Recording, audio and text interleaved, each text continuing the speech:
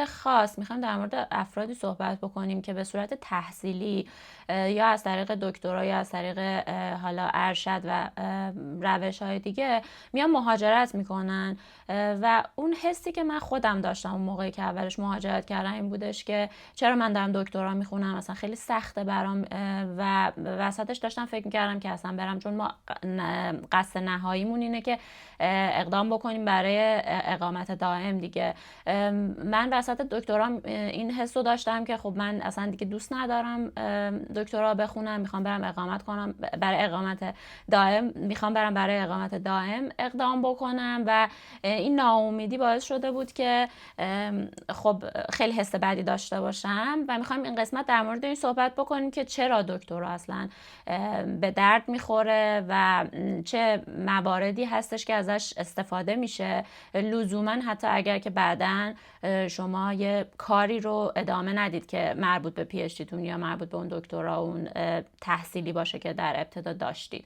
سلام، به پادکست نوجان خوش اومدید. من مرضیه هستم. اینجا قصد داریم در مورد چالش‌های پیش روی مهاجران در طول مسیر مهاجرت صحبت کنیم و از دیدگاه خودمون درس هایی که گرفتیم رو به اشتراک بذاریم به امید اینکه چراغ راهی باشه برای افرادی که مهاجرت کردن و اونا این چالش ها رو از سر بگذرونن. سلام، من هستی هستم. نوجان به عبارتی بیانگر جان تازه‌ای هستش که مهاجران در مسیر مهاجرت به دنبالش هستن. ما در اینجا قصد داریم نشون بدیم که برای تاثیرگذار بودن نیاز نیستش که فرد خاصی باشی. آدم‌های معمولی هم هزار حرف نگفته و راه نیاموخته دارن. ما یه به قولی خلاصه‌ای از مسیر مهاجرتمون به مخاطبا دادیم توی اپیزودهای قبلی.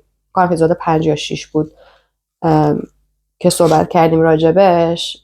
اگرم بچه‌ها میخوام بدونن که حالا ما چه جوری اومدیم میتونن برن به اونا مراجعه کنن. ما لینکش رو میذاریم توی دیسکریپشن این پادکست، لینکش هست. خب من از طریق ویزای دانشجویی اومدم و بعد اونو به اصطلاح آپگریدش کردم، انتقال شدم، یعنی رفتم مسیر اقامت دائم و حتی اینجوری بودش که پرمننت رزیدنسی من، اقامت دائم من 2.5 سال یا 2 سال بعد از اینکه اصلا من وارد خاک استرالیا شدم و توی تحصیل بودم، داشتم دکترام میخوندم، گرفتم. یعنی این آپشن رو داشتم که خب اوکی منو پیارمو گرفتم، خب الان من میتونم دیگه پی اچ دی نخونم. و شاید حالا من نوعیش خود شخص هستی، من کلا میدونستم که این دکترا میخواد منتج بشه به پی آر، حتی اگر من وسطش اقدام نکنم برای پی آر رو بخوام از امتیاز پی اچ دی به اصطلاح استفاده کنم، ولی واقعا من نوعی دوست داشتم که این مدرک رو بگیرم، حالا به هر دلیل خاصی که برای خودم داشتم. ولی کاملا آگاه به این بودم که خیلی شاید درصد زیادی از مهاجرات، چه ایرانی چه غیر ایرانی، صرفا نگاهشون به دکترا یک پل بود که هیچ ایرادی هم نیست، خب یه مسیر دیگه. ولی حالا من به شخص تصمیم گرفتم که ادامهش بدم، چون 2 سال بود خونده بودم، تازه هم از مستر بای ریسرچ ارتقا داده بودم به پی اچ دی و گفتم حالا من که 2 سالشو خوندم دیگه، حالا چون دکترا توی استرالیا بین 3 تا 4 سال هم میتونی ببندیش، لازم نیست مثلا کشورهای دیگه، فکر میکنم آمریکا بین 5 تا 7 سال هم ممکنه طول بکشه و اینا. گفتم حالا 2 سالشو خوندی، سنمو نشستم حساب کردم، برا من میارزه. به خاطر همونم میخوام اینجوری بهش نگاه کنم که هیچ جواب مطلقی نمیتونی به این سوال بدی که آیا پی اچ دی صرف میکنه یا نمیکنه.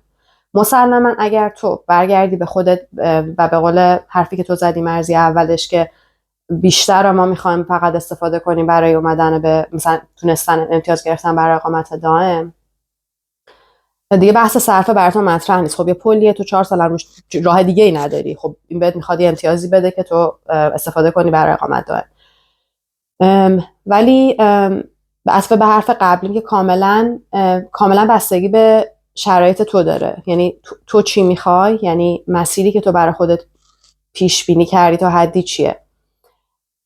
من میگم من به شخص این آپشن رو داشتم که پی اچ دیمو نصف کاره ول کنم، نهایتا مثلا مدرک ارشدمو بگیرم و بیام دنبال کار بگردم، ولی خب این کار نکردم چون دوست داشتم تمام کنم. ولی منطقی که بهش نگاه میکنم ویدرو کردن، یعنی به نصف کار ول کردنم راه اشتباهی نیست. قبلا من خیلی چیز بودم، حالا حالت تعصبی نه دیگه دکترا بگیر فلان کن، ولی الان آره ولی میخوام بگم نه لزوما، یعنی نه اسم این شکسته، نه اسم این پیروزیه که تو تمامش کنی. هستش. من چیزی که مثلا شنیده بودم اون زمان، اگه یاد باشه توی حال جلسه منتورشیپ هم با هم در موردش صحبت کرده بودیم، این بودش که خب من اولا که 3.5 سال 4 سال از وقتم رو باید بذارم بابت دکترا. خب میتونم این وقت رو بذارم. شنیدم که مثلا توی صنعت استرالیا یا اگه قرار وارد بازار کار استرالیا بشی، بهتره که سابقه کار استرالیایی داشته باشی. و از همون موقع داشتم دنبال کار میگشتم، سرچ میکردم مثلا حالا برم کار پیدا بکنم، شاید یه طریق دیگه ویزامو اصلا تغییر بدم. و میدونی خیلی حالت آشفته‌ای داشتم که چی کار بکنم و هی گزینه‌های مختلف به ذهنم میرسید. و چون که حالا تا یه حدی هم موضوع دکترامو دوست نداشتم، اینطوری بودم که من برم سمت پی آر. و این چیزی که شنیده بودم این بودش که خب اگر که تو الان دکترا داشته باشی وارد بازار کار استرالیا بشی، تو انقدر چون مجبورن که به یه فردی که دکترا داره یه حقوق بالاتری بدن، تو یه جورایی توی رقابت میشی یه آدم که شرکت دوست نداره تو رو استخدام بکنه، چون تو خیلی متوقعی قرار حقوق بالا بهت بده و حالا شاید اون قدری هم اون توانایی که داری و نیاز نداشته باشه اون شرکت. مثلا اصطلاح این که میگن اوور کوالیفاید میشی، یعنی اینکه حالا توانایی بیش از اندازه‌ای داری نسبت به اون چیزی که میخوان اون شرکت داشته باشن. و اون موقع صحبت خوبی داشتیم با هم در مورد اینکه حالا چرا اصلا دکترا خوبه، و اون تجربه خودتو به من گفتی که حتی با وجود اینکه یه موقع هست یکی مجبوره، آپشنی نداره، خب میگه من پی اچ دیمو میخونم بعدش میرم مثلا سراغ کار، خب ولی خدا رو شکر تو استرالیا اینجوری که آپشن‌های مختلف وجود داره، گزینه‌های مختلف وجود داره و اگه یه ذره همت بکنی مثلا میتونی سری پیارت هم بگیری. و این یه چیز کلی نیست. من در مورد خودم دارم میگم. اون زمان چون من خیلی درس خوندن رو دوست نداشتم، احساس میکردم که از این طرف هم میشنوم که مثلا میگن اوور کوالیفاید میشی، حالا پس من برم سراغ یه آپشن دیگه. حالا اگه موافقی یکم در مورد این قضیه صحبت کنیم که اصلا شاید تو به چالشش بکشی که اوور کوالیفاید اصلا یعنی چی. اینو منم شنیده بودم. خودم خب این پروسه رو رفتم دیگه. من کوچیک میگم یه خلاصه میگم و بعد جواب تو میدم. خب من پی اچ دیمو 2020 گرفتم، کانفرالمو گرفتم و بعد کووید شد. بعد قرارداد دکتر پستاک من که قرار بود 4 ساله باشه شرینک شد به 1 سال، یعنی محدود شد به 1 سال به خاطر اینکه باجت‌ها تو دانشگاه بودجه‌ها کم شد و اینا. و من افتادم توی حالت برزخی که بدون هیچ تجربه لوکال، بدون هیچ تجربه مختص جغرافیای استرالیا، حتی ایران هم تجربه کاری نداشتم. حالا من باید برم رقابت کنم با آدمایی که از من جوان‌ترن، استرالیایی هستن یا مثلا بچلر، یعنی لیسانس استرالیا یا حتی ارشد استرالیا رو دارن، اینجا اینترنشیپ رفتن، یعنی کارآموزی رفتن، خیلی یعنی خیلی جلوترن. و بعد این بار این که همه حالا بیشتر بچهای ایرانی که تو اوور کوالیفایدی و بچهای پی اچ دی رو نمیگیرن و اینا سر من بود. و حالا کووید هم بود، یه ملغمه بلبشور جالبی بود. فقط یه چیز کوچیکی رو اگه اجازه بدی اصلاح کنم توی حرفات.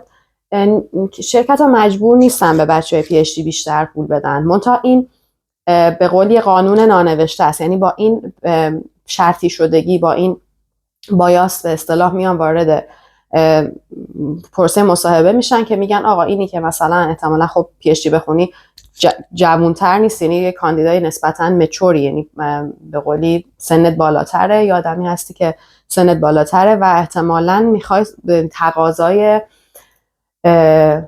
حقوق بیشتری خواهی کرد، یعنی با این پیش‌فرض وارد میتینگ میشن. ولی مجبور نیستن، قانون نیست بگه مثلا این کوالیفیکیشنه مثلا میخواد 20K بیشتر بشه، ولی این یه چیز دیگه، چیز قانون ننوشته میشه. به خاطر هم یه جورایی هم خودشون عقب میکشن اون کمیته مصاحبه. حالا یه چیز داخل پرانتز بود. من فکر میکنم خیلی بستگی داره که رشته چیه، خیلی بستگی داره که تو خودت رو چجوری عرضه میکنی. فکرم راجع به این صحبت کردیم و اتفاقا من جزو کسایی بودم که خیلی دلم میخواست، یعنی جوری دلم میخواست یک جنبش اجتماعی واسه این قضیه را بندازم که اینجوری ها نیست، هر چیزی رو باور نکنین. یعنی حتی یه نفر پیدا بشه با مدرک پی اچ دی هم بتونه کار خوب بگیره، خودش میتونه مثلا نقص باشه واسهتون. پس هی نگین اوور کوالیفاید. این شاید مثلا یه جوری توجیه کردنه که شما خوب عمل نمیکنین توی مصاحبه. نشون با نشون که مثلا من سر آخرین مصاحبه‌ام من همیشه پی اچ دی تو رزومم هست، هیچ وقت حذفش نکردم. خب ولی هر سوالی که ازم میکردن سعی میکردم مثلا خیلی ناخودآگاه ها، به جای که بیام مثلا از کارهای صنعتی قبلی مثال بزنم، میومدم از تجربه پی اچ دی مثال میزدم. میخوام اینو بگم که خیلی بستگی داره که خودت چجوری به این رو عرضه میکنی، چجوری مثلا میای حتی پروژه پی اچ دی که ممکنه خیلی هم بی ربط باشه به اون چیزی که تو داری اون کاری که اپلای کردی، ولی کلی توش مهارتایی که تو بعد انقدر خودت هوشمند باشی بتونی از دل پی اچ دی در بیاری.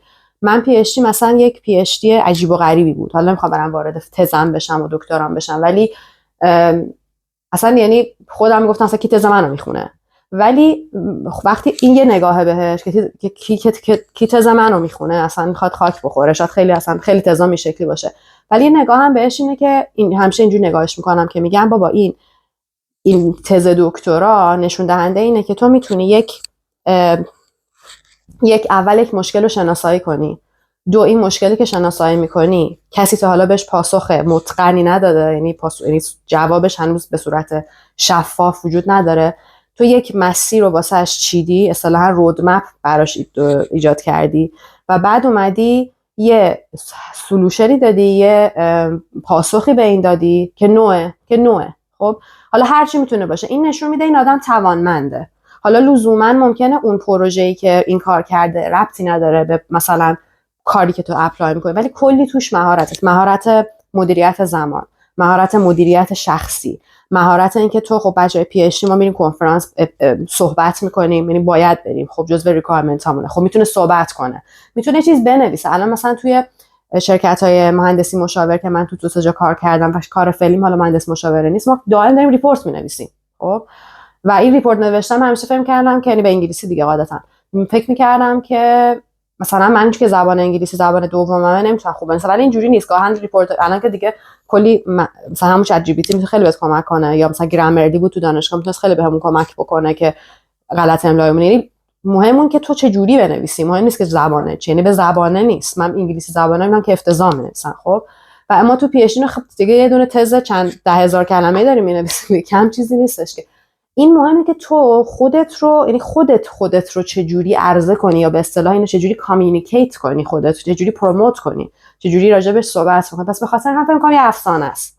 ولی از اون جهت مثلا میگم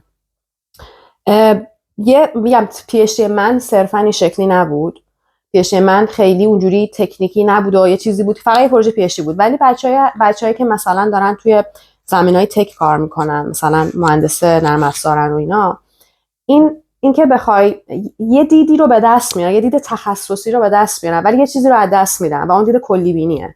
خب به خاطر همون ممکنه این خود حالا تو پروسه مصاحبه صرفا نه، این توی کار واسهشون ایجاد مشکل بکنه. یعنی که مثلا اون دید، من همیشه به این دید میگم دید اسب اساری. خب میگم که تو مثل اسب اساری به قضیه نگاه میکنی، یعنی پی اچ دی تو رو به خاطر اینکه تو داری توی یه نقطه کوچیک خیلی عمیق میشی، شاید اون دید کلی بینی، یا تو اینجا اصطلاح مهندس تی میگن باید تی انجینیر باشی، یعنی یک دید کلی داشته باشی، روی چیز عمیق باشی. اون بالای تی رو ازت میگیره گاهی وقتا. ولی یعنی من در مورد خیلی بچهای پی اچ دی که خیلی تکنیکی، یعنی کارهای تکنیکی کرده بودن زیاد دیدم، اون ممکنه اذیتشون بکنه. مهارت ما تو پی اچ دی مثلا تمرین، چون تیم ورک به مراتب کمتره، خیلی کمتره نسبت به صنعت، اون مهارت هم نداریم و اینا چیزاییه که شاید برای اون کسی که مثلا اون شرکت مهم باشه و چون دو سه تا مثلا مثال دیده که بچهای پی اچ دی خیلی ایزوله کار میکنه، خب ذات پی اچ دی همین یکم بدبین شده. یه چیزم که بگم و دیگه من جوابم تمام کنم اینه که پی اچ دی یه چیزیه که این منیت آدم یکم باد میکنه. من همیشه به انگلیسی بگم ایگو بوستر، یعنی ایگوی تو رو بوست میکنه، بزرگ میکنه. یعنی تو من تو این حالا خودم شاید اوایل اینو داشتم، مثلا تو کار اولم مثلا خیلی دلم دوست داشتم بگن دکتره، مثلا هیچ ایرادی هم نیست. مثلا من الان تایتلم هستش، یعنی توی مثلا تو کانسالتنسی مینوشتن، توی مهندس مشاور مینوشتن، براشون چیز داشت مثلا پاهم بود، ولی الان نیستش. الان توی مثلا امضای ایمیل هم نیستش. من دکترم و یه جوجه مهندس مثلا بچلر داره نداره مثلا داره به من میگه تو چی مثلا فلانی. اینو باید خیلی حواسمون باشه. من همیشه اون به قولی کامنتی که به بچهای پی اچ دی مثلا میگفتم اینا خبران نیست. تو مثلا مهندسای مثلا توی استرالیا، حالا من در مورد کشور دیگه نمیدونم، تو استرالیا ما خیلی انجینیر بای ترید داریم، یعنی کسایی هستن که مثلا بدرک مهندسی ندارن ولی 20 سال 30 سال طرف تو صنعت بوده، از تکنسین شروع کرد و انقدر این آدم باسواد و تجربه داره که 100 تا پی اچ دی من و تو نمیتونه با این برابری کنه و خیلی آدمای محترمی هم هستن. یعنی تو 4 سال رفتی حالا درس خوندی، شما تو معادله حل کردی، به این معنی نیست که تجربه کاری اونو داری. پس این داستانا رو بذاریم کنار. تو یه سری مهارت‌ها داری، تو سعی کن روی اون آگاه باشی. تو احتمال آدم تیزی هستی که تونستی پی اچ دی بگیری، باهوشی، دمت گرم. مثلا تو احتمالاً مدیریت زمانت خوب، این چیزایی که گفتم.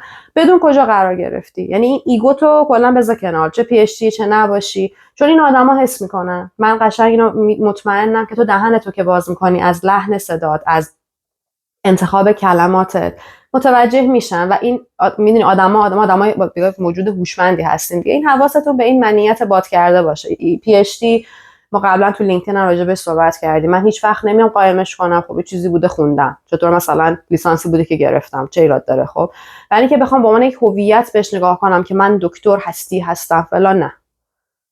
گاهی ممکنه بعضی وقتا قلقلک بشم، مثلا بخوام میدونستین من دکترم، ولی همش به خودم نهیب میزنم میگم خب هستی که هستی، برای خودت هستی، چه کار مفیدی انجام دادی. میدونی این خیلی مهمتره. end of discussion.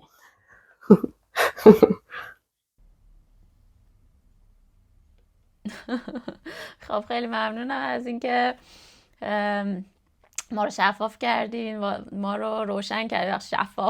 ما رو روشن کردین از مزایای دکترا. آره حالا من تجربه خودمم بگم، اینکه توی دانشگاه یه ذره فضای آکادمیک و دانشگاه این قضیه همین باد کردنه رو بهت بیشترم تلقین القا میکنه، چون هی تا کوچکترین اتفاقی میفته فوری میان مثلا فلانی فلان گرنتو گرفت، هی دارن تبلیغ میکنن و به همدیگه نون قرض میدن و خب همین دستاوردهایی که دارن همینه و به خاطر همینم سعی میکنن اینو هی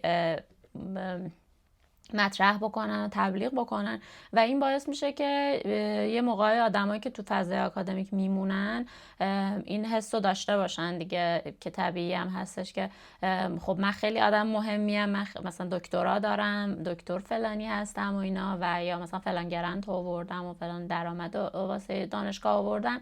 اینا همش مهمه، ولی به قول تو وقتی که میری توی فضای صنعت یا اصلا تو فضای کاری میبینی خیلی موقع اون توانایی اون افراد خیلی مهمتر از اون عنوانایی که برچسبایی که روشون هست و همین باعث میشه که یه ذره اون غرورت بریزه. به نظرم خیلی موقع حتی میگن اگر که میخوای هم توی آکادمیک بمونی، توی فضای مثلا محیط دانشگاه بمونی، بهتره که بری یه دوره تو صنعت کار کنی برگردی. حالا مثلا تو مهندسی این حرفو میزنن، حالا توی رشته‌های دیگه هم قطعا حالا صنعتشون یه جور دیگه میشه دیگه، محیط کارشون یه جور دیگه میشه، ولی میگن که مثلا بری اونجا برگردی بعد بیای ببینی که چی به درد واقعا جامعه میخوره، به درد اون علمت میخوره که بخوای اضافهش کنی و این غروره یه ذره مثلا میریزه. برای خود من اولش فکر میکردم که واقعا چون دکترامو دوست نداشتم، همون چیزایی که توضیح دادم، خیلی حس بدی داشتم. بعد که با هم صحبت کردیم در مورد این که حالا من میتونم یه سری توانایی ها مثل مدیریت زمانم، مثل این که من تونستم حالا یه مسئله رو حل بکنم، همه اینا رو میتونم ازش استفاده بکنم. بازم اومدم گفتم که خب نه، این موضوعی که من دارم کار میکنم آیا میخوام بعد از اینم یه جورایی اگر بخوام تو صنعت بمونم برم تو صنعت مثلا به دردم میخوره یا نه. هر جوری بالا پایین کردم نمیشه و موضوع عوض کردم. یعنی اینم یه آپشنیه به قول تو، حتما آدمی که وسط کار یه چیزی رو ول بکنه یا عوض بکنه یا حالا رها بکنه و بره سراغ یه کار دیگه بد نیستش.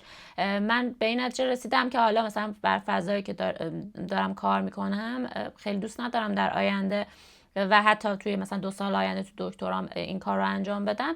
موضوع عوض کردم و الان واقعا راضیم و خیلی موضوع رفت سمت صنعت و حتی الان دارم به این فکر کنم که چون یه ذره ترکیبه، چون همیشه من چیزی که دوست داشتم ترکیب سوالای واقعی توی صنعت و خب مثلا آکادمی که اینو الان دارم به دست میارم، حتی دارم مثلا یه ذره فکر می‌کنم به اینکه تو آکادمی کم بمونم، مثلا اون پروژه‌های صنعتی رو انجام بدم، مثلا کاری که استادم میکنه. ولی میخوام بگم که چقدر این تصمیم درست و این حس و توجه کردن آدم به حس و حال خودش باعث میشه که تو بتونی تصمیم درست رو بگیری و حالا تو دکترات هم حتی بتونی ازش استفاده بکنی. این تجربه من بود. حالا به نظرم ما در کل میخواستیم این قسمت منتورشیپ و یه جورایی اون چیزایی که می‌خواستیم در موردش صحبت بکنیم و اون تو اون جلسات هم صحبت کرده بودیم و یه جورایی تموم کردیم و در مورد اکثرشون صحبت کردیم و دیدیم که خب خیلی از این مسائلی که ما داریم به صورت سطحی در موردش صحبت می‌کنیم خیلی جاها لازمه که عمیق‌تر بریم واردش بشیم توی مهاجرت و اون حالا چیزای اجتماعی، نتیجه اجتماعی که داره و به نتیجه رسیدیم که حالا بهتره که بریم توی یه فصل جدیدی از نوجان که در مورد مسائل اجتماعی یه ذره به صورت کلی‌تر صحبت بکنیم و ممنونم که به ما گوش دادید. سابسکرایب کنید، چیزای جذاب جدیدی قراره تو راه باشه و قراره که پیشرفت کنیم دیگه خلاصه با هم. آره من فکر کنم همین بحث PhD و دیگه ترانزیشن یا گذار از PhD و بعد از PhD چه اتفاقی قرار بیفته فکر یکی از آخرین موضوعات هم منتورشیپمون بود که همین بحثو کردیم که بعد اصلا ارجاعش دادیم که اصلا کل این پروگرامی که تو عضو شده بودی اصلا کلا به خاطر همین شکل گرفته بود که بچه‌ها رو بخواد بچه دانشجو رو PhD رو بیاد لینک بکنه با یه سری کسایی که PhD دارن و رفتن صنعت و بالعکس، یعنی PhD دارن و موندن تو آکادمیا که بتونی مثلا بدونی دیگه مثلا یه از تجربه‌تون استفاده کنی و اینا. ولی میخوام بگم کل این 2-3 تا بحثی که ما فکر می‌کنم در اثنای این پادکستمون انجام دادیم، این فصل پادکست، یکی هم بحث لینکدین که خیلی میشه راجبش مفصل به تفصیل صحبت کرد و این من فکر می‌کنم میتونیم بیشتر، یعنی پلن داریم که کمی 2-3 تا اپیزود اسپشیال راجبش صحبت بکنیم، چون احساس می‌کنم که یعنی از کامنتی که از بچه‌ها میگرفتیم، از مخاطبا میگرفتیم، یه چیزیه که ایران و استرالیا خارج نداره، یه چیزیه که میتونه یه دغدغه خیلی باشه و احتمالاً راجبش صحبت میکنیم، ولی این سیزن رو جمع میکنیم امروز. این فکر نمی‌کنم که 100% این آخرین اپیزود از سیزن منتورشیپ ماست. خیلی احساساتی شدم نه ولی واقعا امیدوارم که تونسته باشیم یه چیز مفیدی رو عرضه کرده باشیم، چون واقعا چیزی که از آدم میمونه همینه دیگه، نه اون تایتل دکترا میمونه، نه این صورت زیبا میمونه، اینا نمیمونه، ولی اون چیزی که میمونه اینه که آدم بتونه در حد خودش یه چیز مفیدی رو عرضه کنه.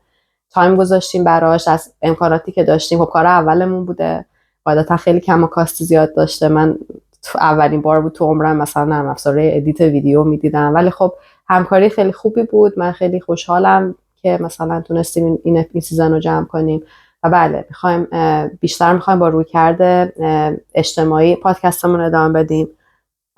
نمیخوایم فعلا به شکلی، یعنی نمیخوایم اسمی فعلا روی سیزن بذاریم چون بیشتر بعد راجبش فکر کنیم، ولی رویکرد اجتماعی خودکاوی داره. خیلی ممنون به ما گوش کردین. سابسکرایب کنین، لایک کنین ویدیوها رو، اگر هم دوستش داشتین به دوستاتون بر دوستاتون بفرستین، شاید بتونه به کسی کمک کنه. قربون شما، خداحافظ.